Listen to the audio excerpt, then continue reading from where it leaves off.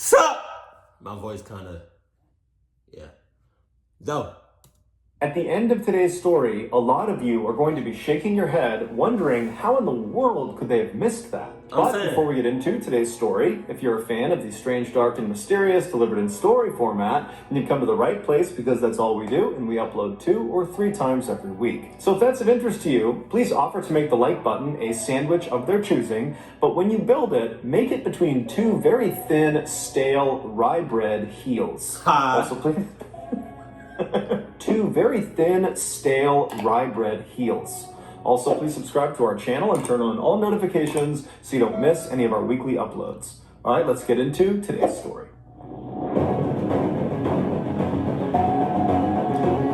Hey, I'm excited. I'm excited for his new video that he's about to come out with. I think it's tomorrow. The 9/11 joke. I'm excited about that. I just want to let y'all know that.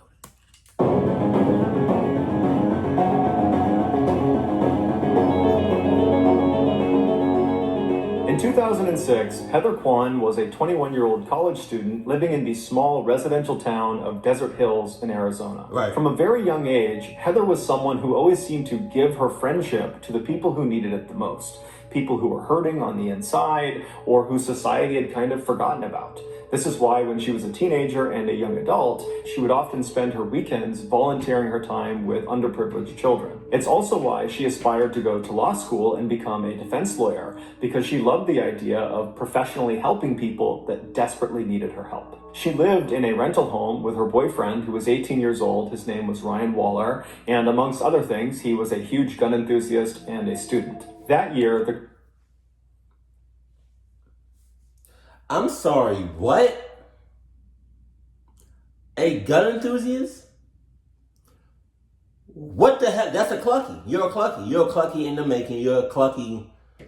That's all, like, you already, you know what I mean? Like, you already.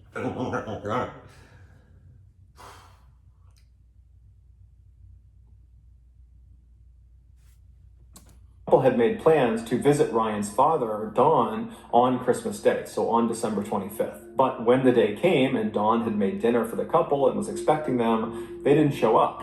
And so Dawn tried contacting both of them, but when he couldn't, he just had a bad feeling that something was off. It was just very uncharacteristic of them to just no-show. But instead of driving over to their property himself, Dawn just called the local police and asked them to do a welfare check. The police arrived at the house in Desert Hills, Arizona. They knocked on the door, but there was no answer. They looked in the windows and some lights were on, but it was mostly dark inside, and they couldn't really tell from the car in the driveway if that belonged to the homeowners or somebody else. And so they stood there for a second, they're looking in the windows, there's no movement. They knock again while simultaneously calling out that, hey, we're the police, we're here to do a welfare check, just want to make sure you guys are okay. And this time, after they were done knocking, they heard the deadbolt unlock and then the door swung inward into the house. And standing right in front of them was Ryan. Ryan had this huge bruise on his left eye, this big black eye, and he had a cut on his nose. And he was just standing there, not saying anything, not asking any questions, just looking at them. And they looked past Ryan into his house, and they saw there was a woman lying on the couch, which they presumed was his girlfriend Heather, because that was the 2 people they were coming to look for. And so they turned their attention back to Ryan, and they asked him, what happened to your eye? And Ryan was a little bit cagey. He didn't really give them a straight answer. He basically said, I don't know. I don't know what happened to my eye. And, the police didn't really pry that much, but eventually they determined that Ryan was more or less okay, albeit a little bit strange. And then they said, okay, well, who's the woman who's lying on the couch? Is that Heather? And Ryan, again, was kind of cagey and a little bit dismissive and said something along the lines of, she's just sleeping. And so the police said to him, look, we're here on a welfare check. Your father sent us here to check on you guys. And so we have to go in there and wake her up and make sure she's okay. And so Ryan, again, was just a little bit weird and kind of defensive and didn't really immediately comply, but eventually did step out of the way. And the police walked into the residence, they walked over to the couch, and as soon as they looked down at the girl on the couch, which was Heather, they saw right away that she was not asleep. She was dead, and she had been for at least a couple of days. She had died. God damn! From a a single gunshot wound to the head. Immediately, Ryan was arrested and brought out to a squad car. He didn't fight the arrest, but he did emphatically say he didn't know what was going on, he didn't understand what was happening, he didn't know what happened to Heather, he just seemed kind of generally confused. But regardless, he was thrown in the back of the police car outside the property, and he would sit there for several hours while more and more police and paramedics arrived to process the crime scene and also to transfer Heather's body to a morgue. Finally, around 5 a.m. on December 26th, the police brought Ryan, who was still in the back of this police car, to the Phoenix police station for questioning. The interrogation that followed, this hour-long interrogation that was all filmed, would start off relatively normally, but it would quickly devolve into this totally bizarre back and forth between Ryan and the detective who was questioning him. And then at the end of the interrogation, there would be this stunning revelation. From this point until the end of today's video, we're going to be showing you clips from the actual interrogation. When you get to the end of this video and you hear the revelation, and trust me, you will not miss it, I would encourage you to then go back and watch the clips of the interrogation, or just go online and watch the entire interrogation, because it's totally mind-blowing watching this thing, knowing what's really going on. In the video, Ryan is led into this sort of nondescript, small interrogation room at 5:08 a.m. on December 26th. So he's just arrived at the station, they put him in this room, he's wearing this white jumpsuit that might have been issued by police, maybe he owned it, but it definitely looks more like prison attire. He's got no shoes on, no socks on, and his hands are not cuffed. And so he walks into the room and he sits down in the chair that's in the back corner of the interrogation room, and this chair is right next to this table, and then on the other side of this table is another chair. And so Ryan sits down in the corner, he's kind of facing out towards the middle of the room, he's quiet, he's basically not moving, and then at some point he notices there is a handcuff that's connected to this table. Now, in some cases, the police would handcuff the person they were interviewing in this room, but in this case, Ryan was not told that he needed to put this handcuff on. He was uncuffed, so there was no directive that he needed to have this handcuff on.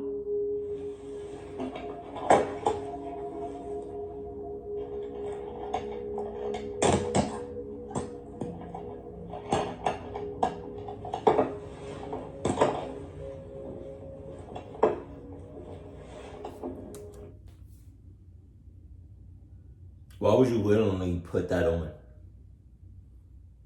Unless you're crazy. Unless you about to do some clucked up shit.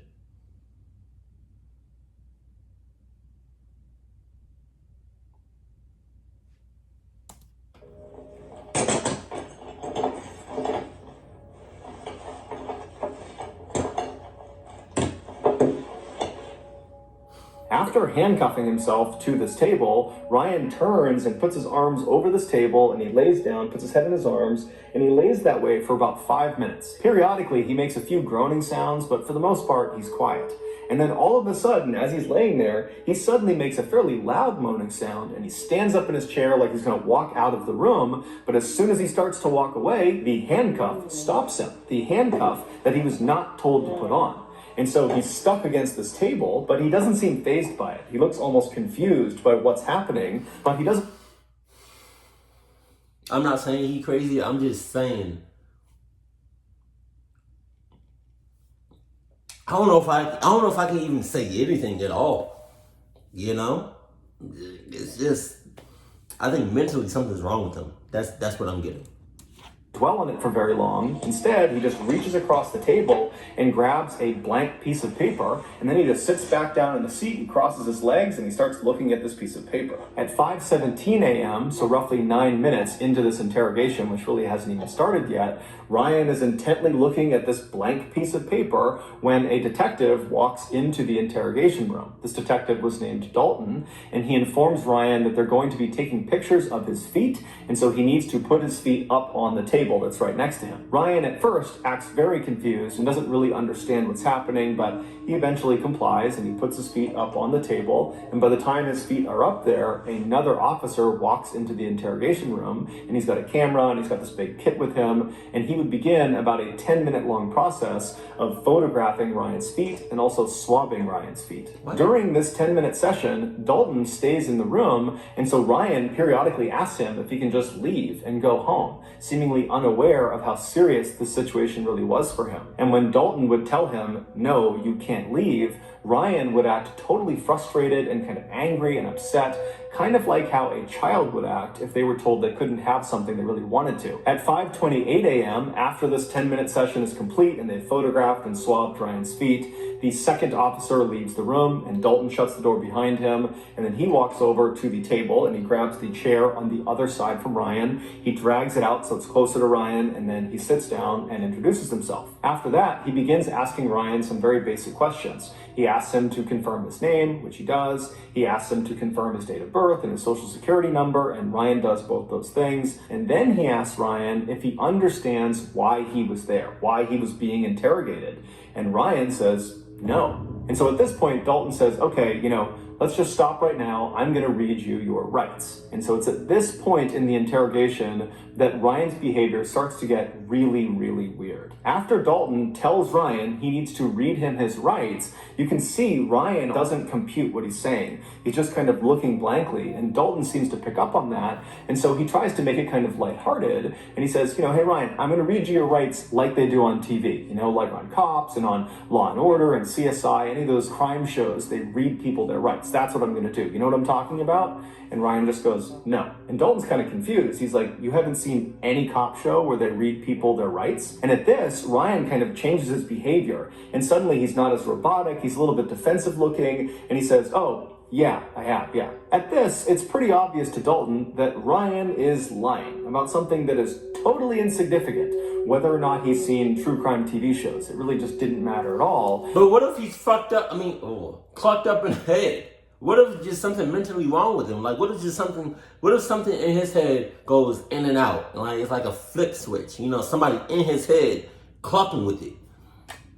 There's this weird hesitation where both of them are just kind of being quiet for a minute. It's like Dalton knows he's lying about it, and Ryan just seems totally confused. And then ultimately, Dalton just decides to not key in on this kind of weird lie that Ryan has just told. Instead, he just reads Ryan his rights. And then after that, he gets back into some basic questions. The next one was, hey Ryan, what was the highest grade you achieved in school? And now at this point, Ryan is not looking at Dalton. He's looking to the far side of the room. He's got this blank expression on. And when he's asked this question, he just says, I don't know. And Dalton's like, you don't know what level grade you achieved in school? And Ryan says, no, I don't know.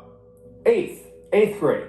So again, he's changed his answer fairly abruptly when he's challenged. And so Dalton is probably thinking to himself that he's lying again. But again, it's just kind of an insignificant thing, but it's building a pattern of mistrust here. It's hard for Dalton to believe that Ryan is going to be truthful if he can't even tell the truth about things that don't matter. But Dalton decides not to fixate on it. Instead, he asks a follow-up question based on the fact that Ryan has said 8th grade is the highest level he achieved. And so Dalton says, okay, well, did you get your GED? A GED is a high school diploma equivalent, and it's something you would get if you did not graduate high school. And since 8th grade is below high school, then Ryan clearly did not finish high school. And so it's a natural question to ask. The answer to this question is binary. You have a GED, you don't have a GED. But Ryan's answer is anything but binary. It's totally contradictory and weird, and it really begins to show a side of Ryan that just doesn't add up. He's acting totally weird. Do you have a GED? I don't know. What? I don't know what. I don't know. I just want to go home. Oh, you're not going to go home right now. I don't know. I cannot explain, Ryan. So what? What's the highest grade that you completed? B? What? No. Not grade, as in letter Grade. I'm asking, did you graduate high school? No. And the highest you went was 8th grade?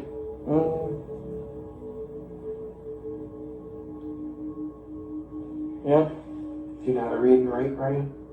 Yeah. After the discussion about Ryan's education goes nowhere, Dalton again does not fixate on all the issues with his answers so far, and instead just kind of continues asking more questions. And so he begins to address Heather. He starts by asking Ryan if he has a girlfriend.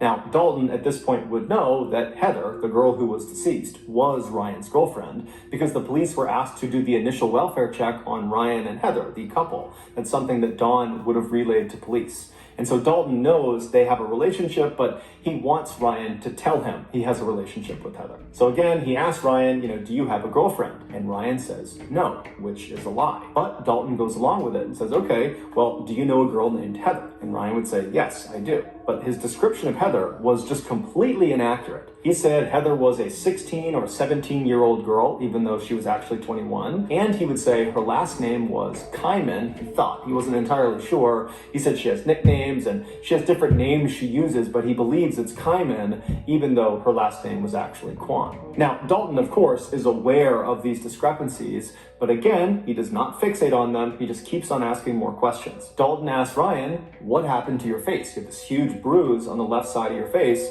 What happened? At first, Ryan says he doesn't know. But when Dalton pressed him and kept asking more and more questions about his face and how it happened, Ryan eventually would begin to open up. What happened to your face? I don't know. You told the officer just a few minutes ago that someone hit you. Do you remember who hit you? I don't know. I think it was Heather.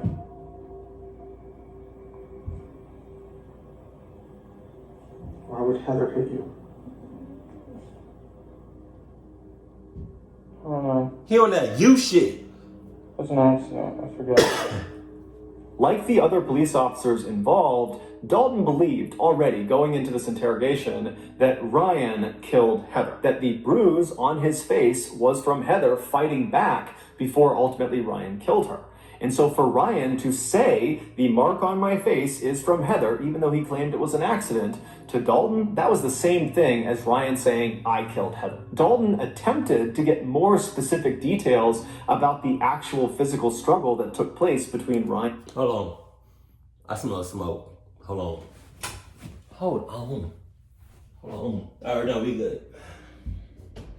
I'm burning incense throughout the house.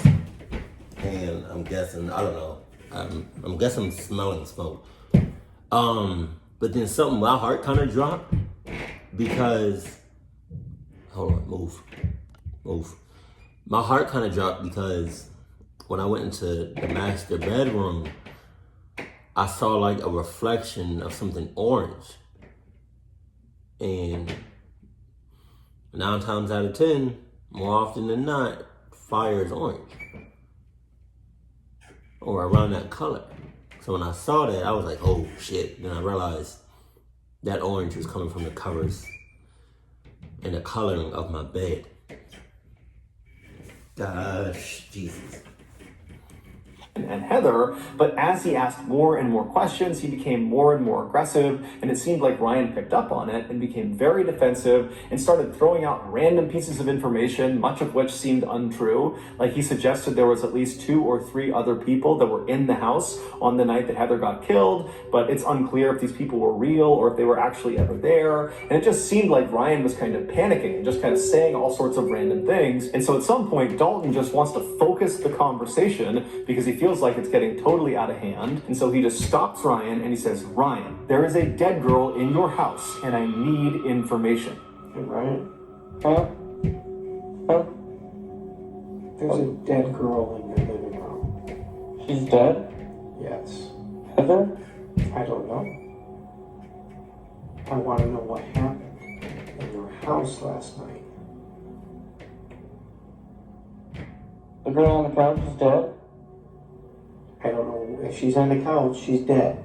The interesting thing about Ryan's reaction to being told by Dalton for the first time in the interrogation that there was a dead girl in his house is Ryan reacted with genuine surprise. It's the only time in the entire interrogation start to finish where Ryan sits forward in his chair, he kind of perks up, and he seems relatively normal. He's not acting confused and kind of bizarre. It's like he's really dialed in as if he had not heard this before, that he didn't know Heather was dead, and he's now for the first time being told, and it shocked his system.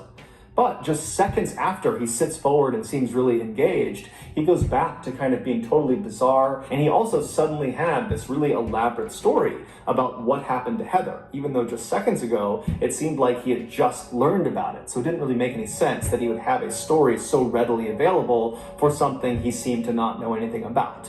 And of course, like all of his other answers, his story he gave was full of contradictions and holes and was just totally unbelievable. Well, these people came over, Richie and his dad, with shooting arrows, glowing darts. You know what I'm talking about? Yeah. They hit me and her with those. That's it. They hit you and they hit you? Yeah. Now it's Richie that hit you, not Heather? No, Richie and his dad.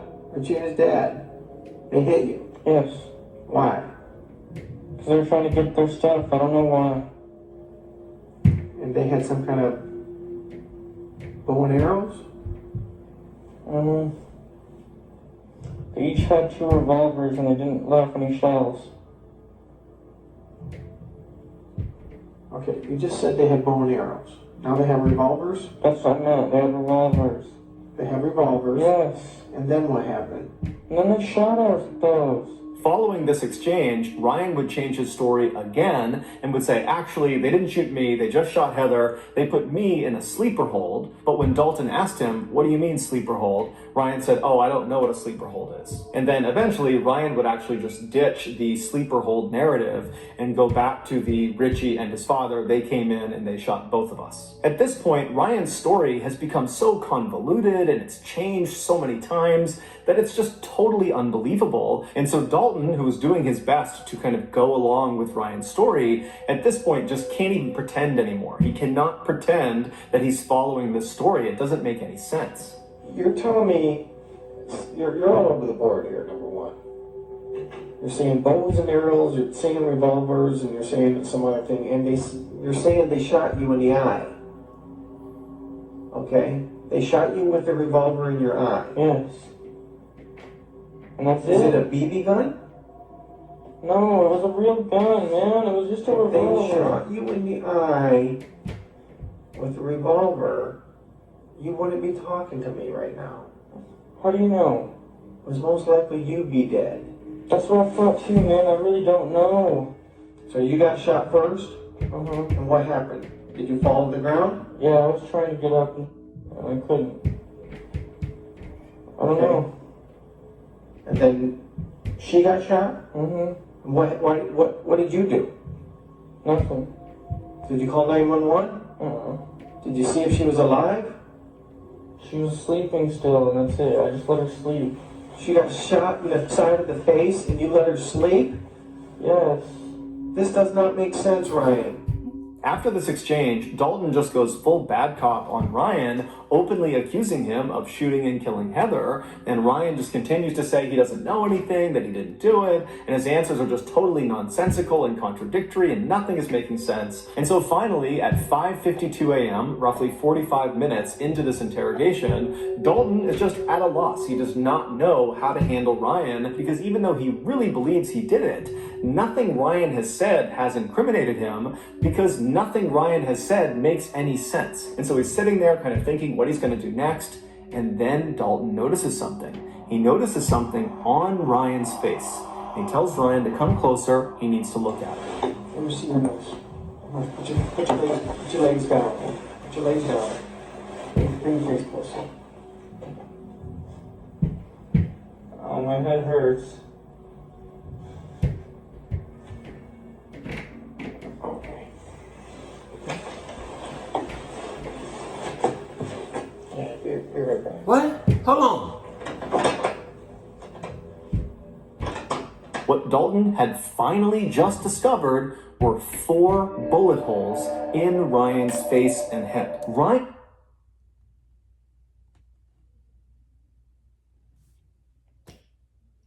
Oh, eyeglass. How the hell is he still alive? Why the hell is he right there having a full-blown conversation? Why is he alive? What the hell is going on, Ryan? Are you human? What's going on, man? Are you one of us? If you're not, you better say it right now. If you're not, you better say it right now. Say it right now, Ryan. Ryan. On that I Am Legend when Will Smith said, talking to the mannequin, Fred, are you, if you real, you better tell me right now. If you real, you better tell me right now. That was a good scene. I'm not gonna hold you. Had committed no crime. He was a victim the same way Heather was a victim, but somehow Ryan had survived the attack. On December 23rd, so 2 days before the welfare check, two men attempted to break into Ryan and Heather's house. They were 23-year-old Richie Carver and his 54-year-old father, Larry Carver, the same Richie and Richie's father that Ryan had mentioned during the interrogation. They were there because of an altercation that had occurred between Richie and the couple about a month earlier. During that time, Richie was actually living with Ryan and Heather, but apparently he began hitting on Heather, and Heather told Ryan, and Ryan got really mad about it, and Ryan and Richie got in this big fight, and ultimately Ryan kicks Richie out of the house. Now, this totally infuriates Richie and is very embarrassing for Richie, and so right away, he begins plotting his revenge. And so on December 23rd, Richie and his father, they were there to carry out this revenge plot. When the father and son got to the back of Ryan and Heather's house, Ryan saw them at the back door through the glass door that was near their kitchen, and he ran over to try to stop them from getting inside. But Richie and Larry managed to barely get open the door, and Richie reached in with his hand, which was carrying a gun, and he shot Ryan point blank twice in the face. The first bullet went in through his nose and then out the other side of his nose, so that's the first 2 bullet holes. And then that bullet traveled back into his head through his left eye into his brain where it got lodged. And along with the bullet, 6 pieces of his skull that broke off from this bullet went inside of his brain as well. So that's the first 3 bullet holes. And then the second bullet that was fired into Ryan's head hit the side of his head. It did not penetrate into his skull. So the bullet didn't lodge anywhere inside of his brain. However, it did break off a piece of his skull. And so that was the 4th bullet hole. Ryan dropped to the ground. He was unconscious. They assumed he was dead. They managed to force the door the rest of the way open. They stepped inside. They stepped over Ryan's body, and they walked into the living room where Heather was cowering on the sofa, and Richie just immediately walked up, put a gun to her head, and fired a single shot.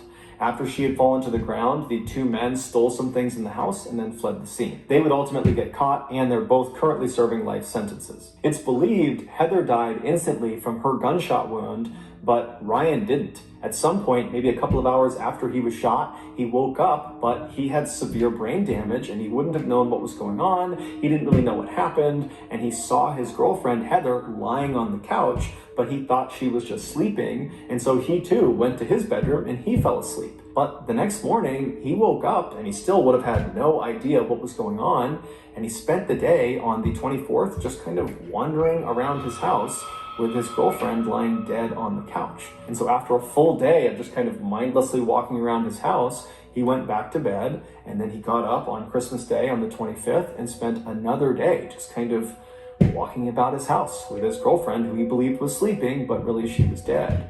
And so finally the welfare check is called in, the police show up, and as soon as they see Ryan, they jumped to conclusions that he must have killed Heather, and it kind of dictated the way they treated him. Had they believed he was a victim, they might have sought medical attention for the wound on his face, but again, jumping to conclusions and assuming he was the killer, they figured that bruise on his face was from the woman fighting back. She had struck him before he had savagely killed her. And so they didn't give him any medical care. Instead, they put him out in the cop car out front of the property, and he sat there with no medical intervention for 6 hours. And during those 6 hours, literally every second that went by, there was irreversible brain damage being caused because he had all this bleeding inside of his head that was causing brain damage. And so the clock was ticking as soon as they found him, and for hours and hours and hours, he got no care and was just getting worse and worse and worse. I'm suing this shit out of y'all. So finally, he goes to the police station, and again, they do not give him any medical care. Instead, they interrogate him for almost 2 hours, even though he has 4 bullet holes on his face. that apparently no one noticed or no one took seriously. But regardless, he spent those almost 2 more hours in the interrogation room, where every second that's going by, his brain is getting more and more destroyed, irreparably destroyed. And then finally, at the end of the interrogation, Dalton, who's probably thinking to himself, what is wrong with this guy? His answers don't make any sense. He's all over the place. And that's when he stepped back from looking for a way to convict this guy and noticed the holes on his face, specifically the hole in his nose. And that's when he called him forward and he looked at his face and he realized a huge mistake had been made, and he called an ambulance. Here is a clip of the fire department who arrived ahead of the ambulance in the interrogation room, learning about what's happened to Ryan as they wait for the ambulance. Hey guys. Hey guys. Captain, you're not gonna believe this one. I can't believe it either. You're right. I've already heard the story. I can't believe it. This is just my observations that this might be an entrance, this might be an exit, this might be into the, and he's acting like he has a serious head injury, which would make sense. Ryan was ultimately rushed to the hospital, where he would undergo emergency surgery that would save his life, but it would come at a great cost. They not only had to remove a large portion of his brain, but they also had to remove both of his eyes. Now, it should be noted that at least one other source says he only had his left eye removed, but regardless, after this surgery, Ryan was no longer independent. He had so much brain damage, he couldn't take care of himself, and so he had to move back in with his parents, who became his full-time caretakers. And then 10 years later, Ryan would die from a seizure that was directly connected to the injuries he sustained from that attack, and it's connected to the lack of care he received in those first critical 8 hours after the police found him. The Phoenix Police Department, after this mishandling of Ryan's case went public, they did an internal investigation, but no one was ever disciplined, at least not publicly. As for Ryan's family, they certainly could have filed a lawsuit against the Phoenix Police Department, but they chose not to. They said the only thing we want is our son back, and a lawsuit will not give us that. So that's gonna do it, guys. If you got something out of today's episode and you haven't done this already, please offer to make the like button a sandwich of their choosing. But when you make it, make sure you construct it between 2 very thin, stale rye bread heels. Also, please subscribe to our channel and turn on all notifications so you don't miss any of our weekly 2 or 3 video uploads. We are now selling merchandise like flannels and hats and sweatshirts and mugs and all sorts of stuff. If you're interested, go to shopmrballen.com. If you want to learn about upcoming deals and promotions in our shop, go to our shop's Instagram page. The username is shopmrballen. If you want to get in touch with me, you can direct message me on Instagram or on Twitter. My username for both platforms is the same. It's johnballen416. I also have a ton of content over on TikTok, where my username is Mr. Ballen. We also have a second YouTube channel called Mr. Ballen Shorts, where we post random short videos and lost episodes. We also have a Facebook page just called Mr. Ballen, where we post condensed versions of the long episodes you see on YouTube. If you have a story suggestion, please submit it to our subreddit just called Mr. Ballen. It's linked in the description below. So whether I see you on Twitter, Instagram, TikTok, Reddit, YouTube, Facebook, or some combination, just know that I really appreciate your support. And until next time, that's going to do it. See ya. Yeah, I'm suing. There was no lack of any care whatsoever. Like, I've seen cop shows and whatnot, and aren't they supposed to, like, take care of anybody that was injured during the scene? I don't know too much about that, but, like, a human is a human. Man, I'm suing the shit out of y'all. I understand, right, that I can't get my son back. But still. And publicly, they didn't, nobody was charged.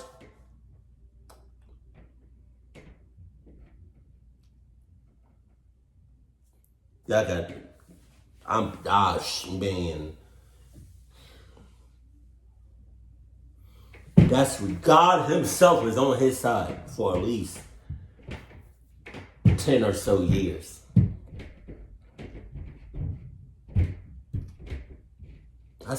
Man. Yeah, I would have sued like hell. I'm sorry. God damn. Keep it cool, keep it classy, and I love you. Stay happy. My family.